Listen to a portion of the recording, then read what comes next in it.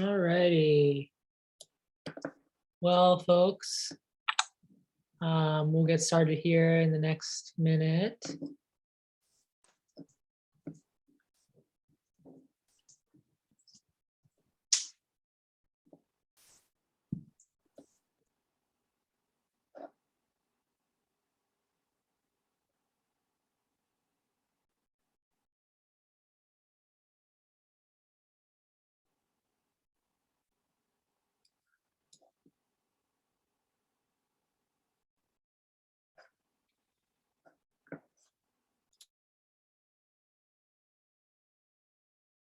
All righty, I think we can get started. Go ahead and take it away.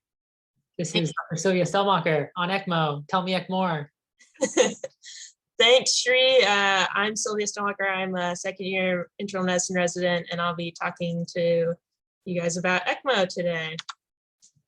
Disclosures, I am not an ECMO expert, and this talk will mostly focus on VV-ECMO since that's most of my experience and most of what our resident experience will be, unless you do some cardiology electives at the UW. Objectives for today, to identify the components of an ECMO circuit, name ECMO circuit variables, both the dependent and independent variables, identify when a patient should be considered for ECMO cannulation, and also who to call when you're making that consideration. Explain the causes of common issues for patients on ECMO and their initial management prior to needing to call the ECMO service for their consultation, and recognize when a patient is improving on ECMO. Let's see. And today will be kind of a lot of info, and I realize it'll be a little bit dense, but really the goal for me is to have this slide deck available for anyone who needs a resource when you're on call at night on Harborview on the NICU, and you want to look through, oh yeah, what do we do for chugging, or how do I manage recirculation, so you can have a quick resource. So hopefully this is kind of comprehensive in a basic way, but I know it'll be a lot of information. So today we're going to talk about what is ECMO. We're going to talk about patient selection for ECMO, how to consult the ECMO service, the key components of the ECMO circuit, ECMO circuit variables, common management issues, and how to know when your patients are improving. So why should you care about ECMO, besides it being cool and interesting? ECMO first started in 1965 with the first use of a bubble oxygenator for neonates, and really has been scaled up mostly in children and adolescents. The first use in adults was in 1972, and since then the number of centers using ECMO has increased, especially quite dramatically in the last 10 years. You can see through this chart from the Extracorporeal Life Support Organization that in the last decade or so, the number of centers offering ECMO has nearly tripled, and especially in the last few years with COVID, there's been a huge increased number of places using ECMO, as well as the number of patients on ECMO as well. So now there's over 500 centers globally using ECMO. There's also been a few notable cases here at UW for patients who have survived to discharge for ECMO. From left to right, the man on the left, he survived COVID after I think 102 days on ECMO at UW. And the guy in the middle here, he was actually found hypothermic on Mount Rainier, and had a hypothermic cardiac arrest and was placed on ECMO and also survived to discharge. And then one of probably the most famous cases is Jenny Aguiar, who was a young woman who was transferred from Nevada and had the longest ECMO course, I think about 3 or 4 months or so at the UW. So there's a lot of stuff in the news about ECMO, and it's kind of exciting with new technologies making the circuits better, but I think it's pretty cool too. So what is ECMO, or extracorporeal membrane oxygenation? It's just a system to deliver oxygen and remove carbon dioxide from the body when our bodies cannot do that on their own.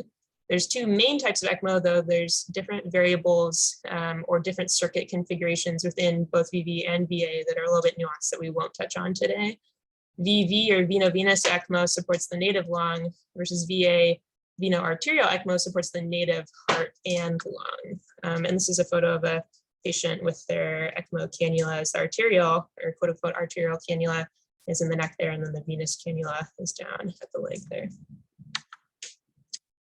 So VV ECMO, it has venous drainage from the IVC down below here, and then oxygenated blood is returned through the interjugular vein into the right atrium, superior vena cava junction up here. It's not technically in an artery, but it's considered kind of quote unquote arterial in nature, but considered VV ECMO.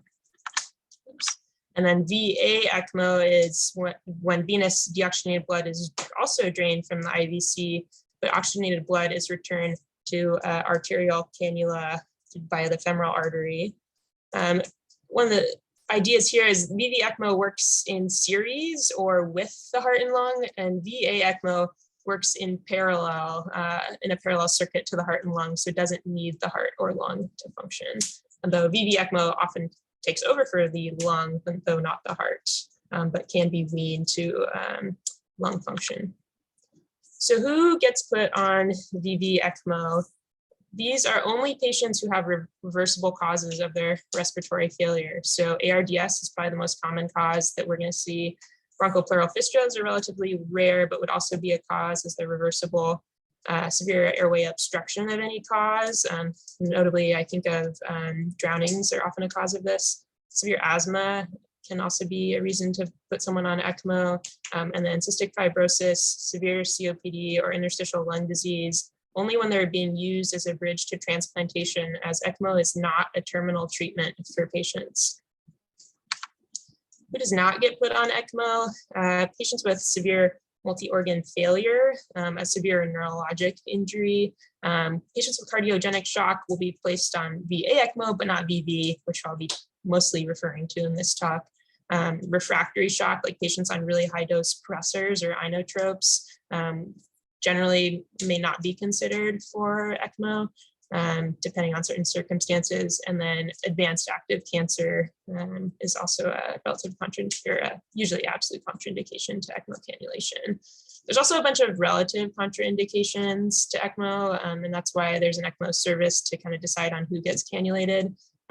Like at age greater than 65, though that is a little bit variable. If someone's been mechanically ventilated for 7 to 10 days with the idea that their lungs may be permanently damaged from severe ARDS or respiratory failure, that can be a contraindication. And then severe comorbidities or acute liver injury, as well as inadequate hemostasis or active bleeding are relative contraindications, since there is a high risk of blood loss with the cannulation procedure.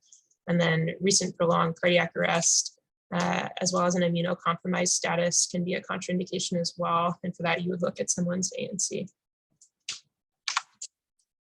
Specifically referring to ARDS patients, this is one of the main reasons that I've managed people on ECMO, on VV ECMO. The reasons that we consider an ECMO for these patients is when their P to F ratio is less than 100, their pH remains less than 7.25, not one point in time, but it's staying consistently less than 7.25, and their PaCO2 is also staying higher than 60, as well as their plateau pressures are remaining high, greater than 30, despite maximal ARDS therapy. And we consider maximal ARDS therapy to be low tidal volume ventilation, it can be about 6 cc's per kilo, an optimized peak for the patient's pressures, proning, and then consideration of inhaled vasodilators, as well as neuromuscular blockade for these patients. So you're on overnight call at the Harvard NICU, and you get a call from the transfer center saying, hey, we have this patient coming in, they've just arrived, and they're transferred for consideration of ECMO, but there's no ECMO service that has been consulted yet. And this is probably what I would look like if I got that phone call.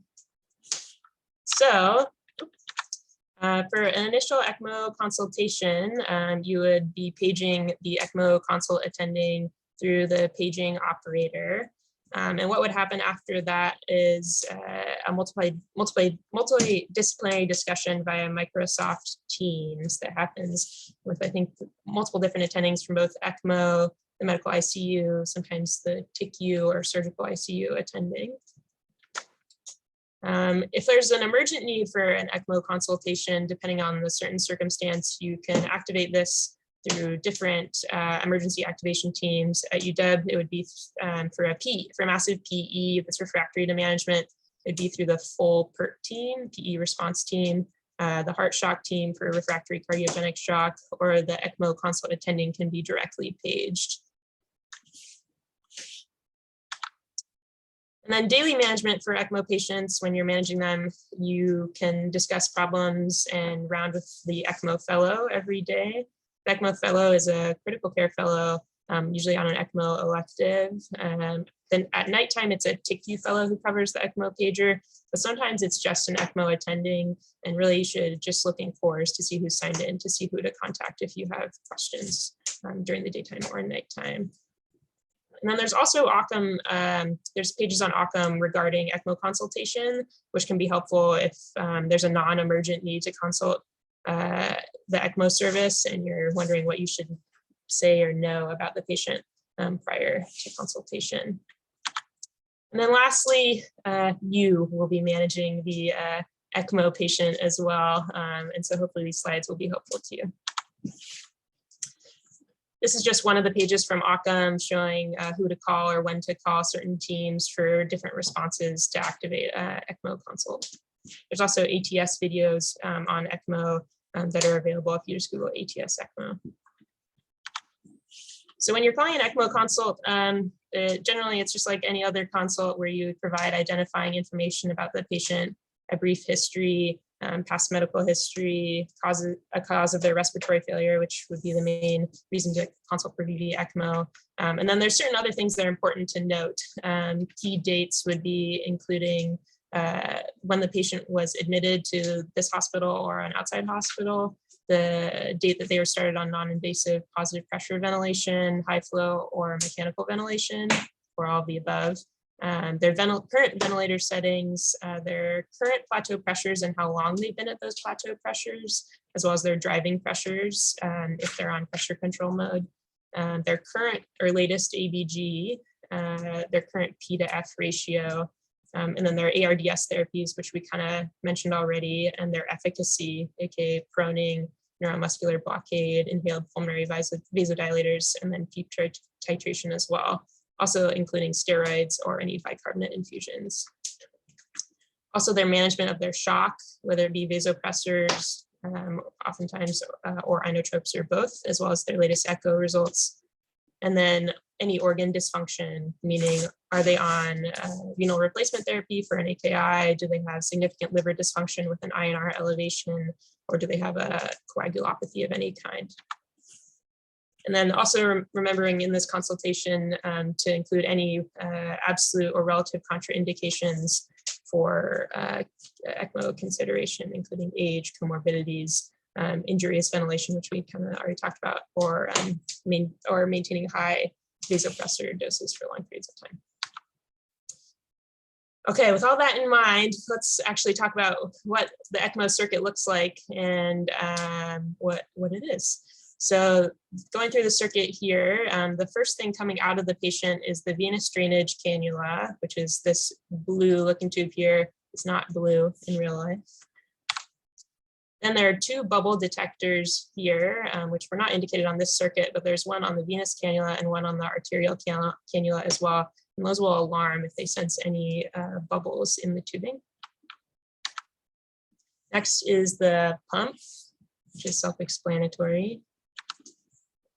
Then the gas exchanger, which will provide oxygen as well as remove CO2 from the circuit. This is the sweep gas blender here, and then the arterial return cannula here. And you can see in this close-up here, the return cannula here at the right atrial SVC junction, and then the venous cannula here in the IVC. These would be relatively too close, but this is just for picturing it.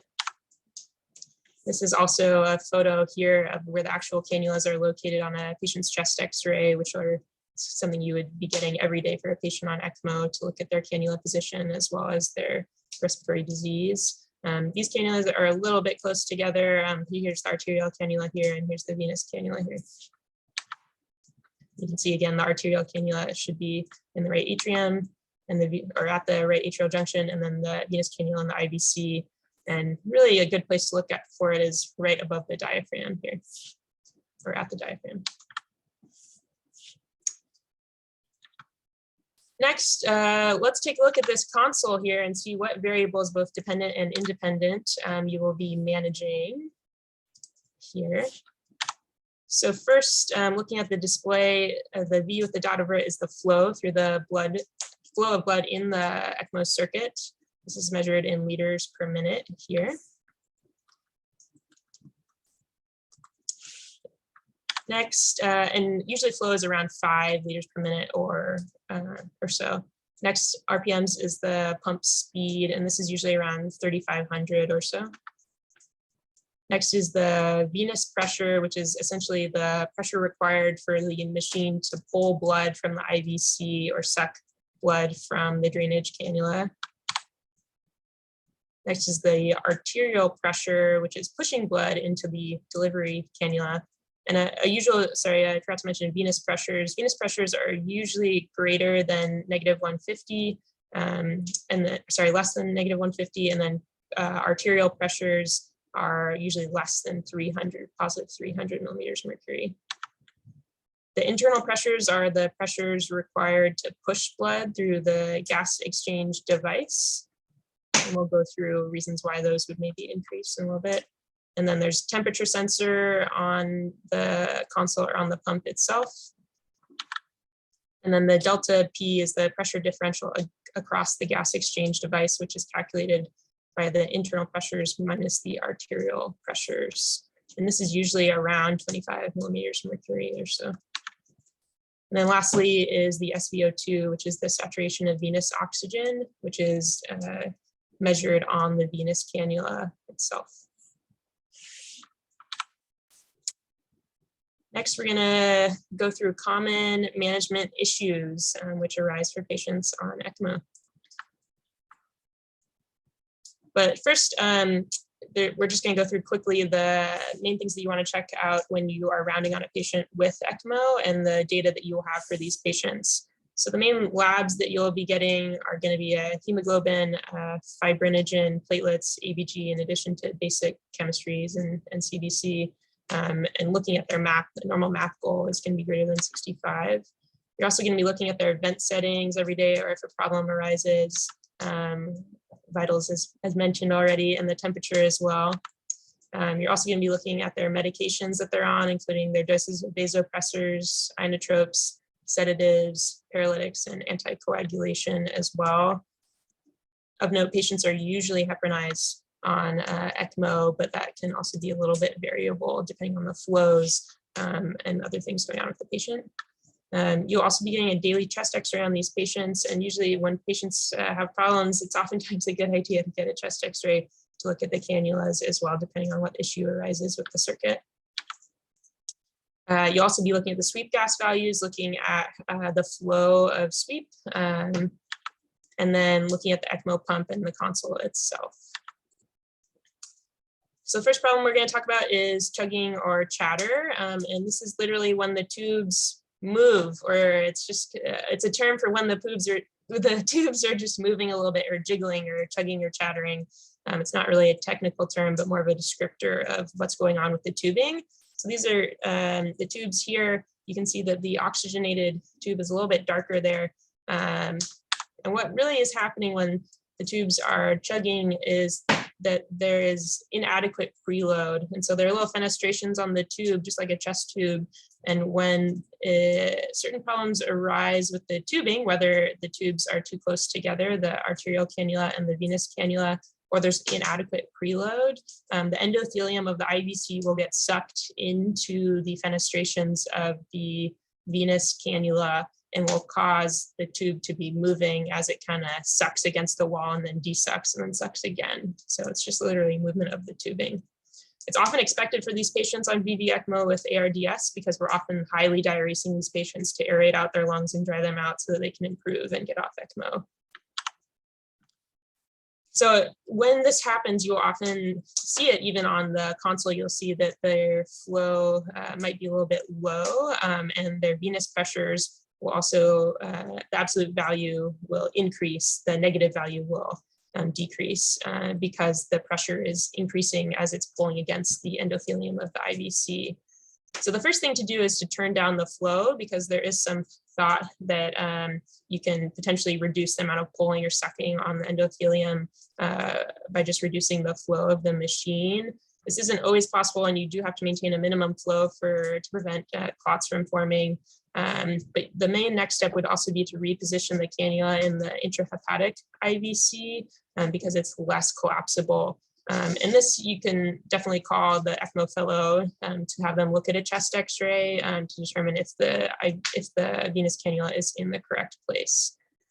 And the next step would also be to consider giving blood for the patient. Certainly, if they're anemic, you would want to give them blood, but rarely we want to give these patients fluids. And often it is discouraged to give these patients fluids because we are trying to actively diurese them and want to prevent volume overload in these patients. So it might be worth considering talking to the ECMO fellow first before you give fluids. But usually if the patient is volume down, blood would be the first choice to give. One of the next problems that we'll often see in these circuits is increased cooling or increased temperature for these patients. And really what that means is the patient is febrile, just like any other patient. The machine, though, is going to help maintain the patient at euthermia. And so the machine will alert saying that it's increased cooling, and that's oftentimes what a ECMO tech or nurse will page you about. So generally for these patients, you just want to do a normal sepsis workup, including a repeat chest X-ray, urinalysis, blood cultures, et cetera, and start antibiotics if indicated. One of the next problems is increased internal pressures. These are due to clots that occur in the circuit tubing or in the membrane lung. On the left, these are fibrin clots. They're a little bit small here, but you can see them building up. They're these kind of yellow looking plaques here on the tubing. And then you have blood clots here. This is on the corner of the membrane lung, and they're a little bit darker here. Essentially, increased internal pressures clog up the system, and they're really expected to happen, and that's why we have patients on anticoagulation, usually heparin. Sometimes we have them on an alternative anticoagulant, but they start becoming problems when they cause other problems. They cause DIC, hemolysis. They become such a large clot burden that they disrupt the membrane lung and disrupt oxygenation or carbon dioxide removal, or they are large enough to pose a risk of embolization, are disrupting circuit flow, or they're drastically increasing the circuit pressures. Here you can see a large clot burden. These are these dark clots here on the membrane lung in the corners here. There's a few different ways to manage this. Apparently you can aspirate a clot. I've never seen that done, and I don't know how that's actually done, and I would expect the ECMO fellow or ECMO tech to know how to do that. Oftentimes I've had these parts changed out because they're just too clotted out to be used. And then you can also change out different parts of the circuit if there's fibrin clots building up on different parts of the tubing or equipment. Next problem is recirculation. This is when oxygenated blood from the arterial cannula or quote unquote arterial cannula in the IVC is then directly drained by the venous cannula here. So it's usually when these tubes are too close together that you're delivering blood that has oxygen into it, but it's just getting taken right back out by the venous cannula, which is obviously a problem. It's usually when the cannula are too close together. It happens when there's higher flows on the circuit. And it can also happen when there's a problem with the patient themselves. These patients do get recurrent or can be at a higher risk of pneumothoraces, as well as other problems like tamponade or increased abdominal pressures. So think about these as also causes of recirculation because it's really causing higher pressures to be put on the heart, pushing blood to be pushed more into the venous cannula than into the native heart. So always good to get a chest X-ray in this situation, as you do want to look at the venous and arterial cannula positioning. These ones here are a little bit close together. They're about 4 centimeters apart. These are better positioned, about 10.9 centimeters apart.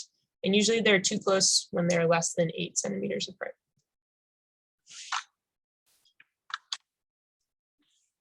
So when is a patient improving on ECMO? Usually we look at their vent settings, look at their tidal volume, look at their plateau pressures to see if they're improving. They should be decreasing their plateau pressures and increasing their tidal volumes that the patient is taking in. We also look at the SpO2, or the oxygen saturation coming off the venous cannula, to make sure that it's improving. And we also look to make sure that their PaCO2 is decreasing and their end tidal CO2 is increasing, indicating that the patient is breathing on their own and expiring CO2 on their own. And then also there has to be radiographic evidence of improvement of the patient's respiratory failure, or ARDS. Things to consider for decannulation for these patients is when their sweep gas has been able to be turned off while on their ventilator, aka they're ventilating, oxygenating, breathing on their own, when they're maintaining an SpO2 or oxygen saturation greater than 92%. They have a normal pH that they're able to maintain with their own ventilation, and when there's resolution of their respiratory distress or hemodynamic instability.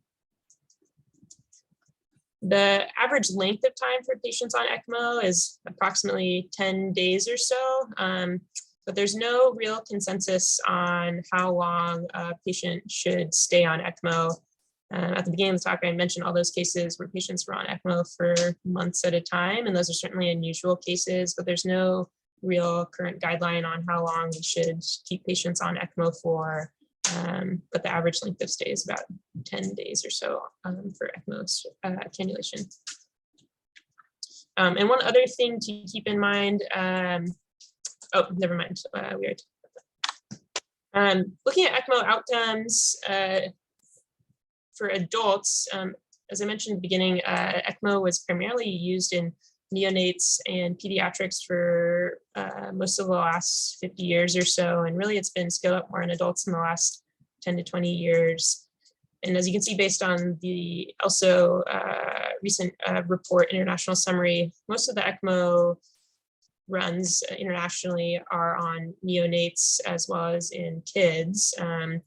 But for adults, most of, or about half of ECMO circuits are for pulmonary causes, half are for cardiac causes, and then the last are for ECPR. Of note, we do not do ECPR for patients at UW or Harborview for cardiac arrest. For survival to discharge for pulmonary causes, for patients placed on ECMO, it's about 59%. And then for cardiac problems, it's about 44%, so a little bit less. And for ECPR, it's even less.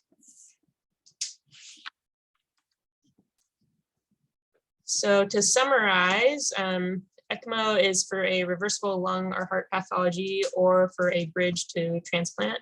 It's not for patients with multi-organ failure or as a terminal therapy for patients. Common problems that we went through are chugging or chatter, which are literally movement of the tubing, and that's due to low preload, inadequate cannula position, or high flows on the ECMO circuit.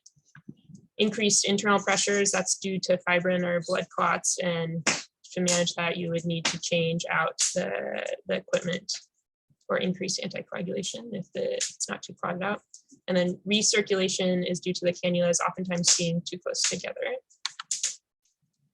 And to know when patients are improving, you should look at their oxygenation, their carbon dioxide removal or sweep, and then look for radiographic evidence as well as laboratory or ABG evidence of respiratory process improvement.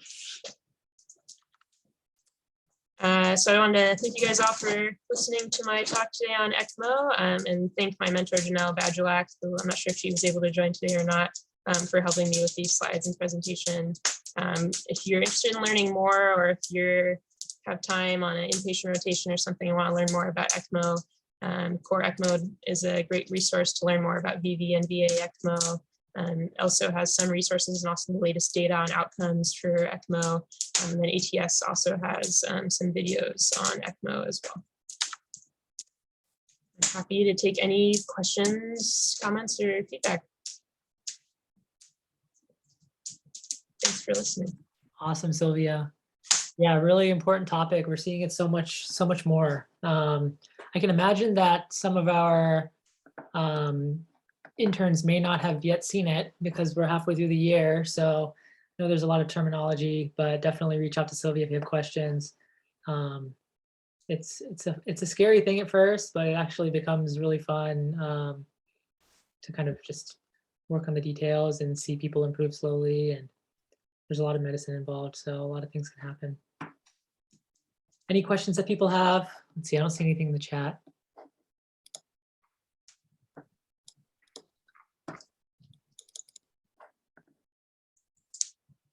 Well, I'm happy to be a resource for anyone if you have any questions, and I'll certainly share my slides or be happy to share them with anyone if they're needed.